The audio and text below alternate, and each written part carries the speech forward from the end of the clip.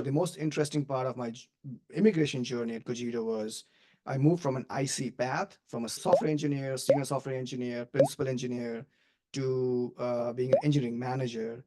And during that time, this is when my H1B was transferred and I had to go file my EB2.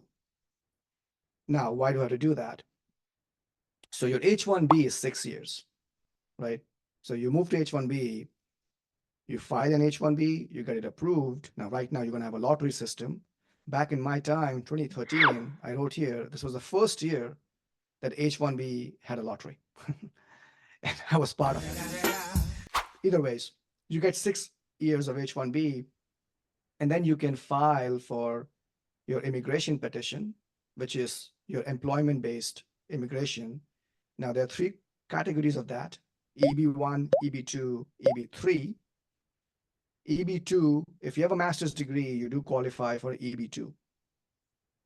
Each of these employment-based category at this point in 2024 have country-based quotas. And country-based quotas really means your country of birth.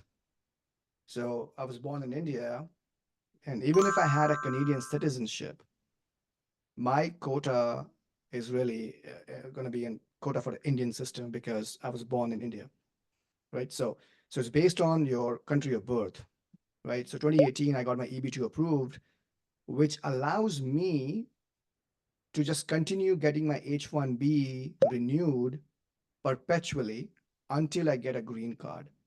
But the requirement is I need to have a job. So I'm very job and employment dependent at that time. I do want to ask one more thing.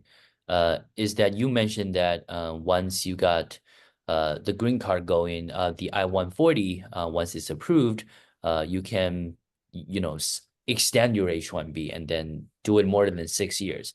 But then what if you transfer your H-1B? Have you ever did a research in that? What if you transfer? Would that also be effective? Because the I-140 was in the previous company, or once you transfer, what would that in general, what would that happen? Correct. That's a good question, right? So at Cogito sponsored my H1B. So remember, my stay in US at this point, I am an employment-based person, right? So my whole stay is dependent on because I have a job.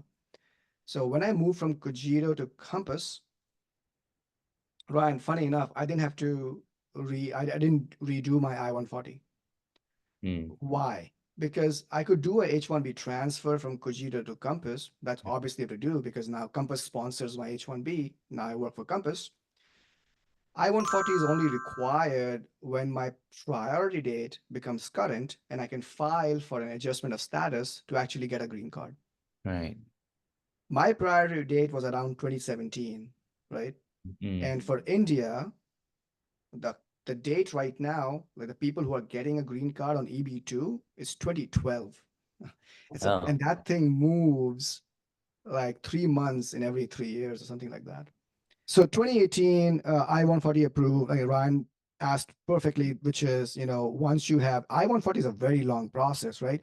So it took me about 2 years because you have to go through a perm process, you have to have a newspaper thing, put an article, say that I'm hiring for, a non-American and I can't find anybody who's American. So it's a very long process you have to go through.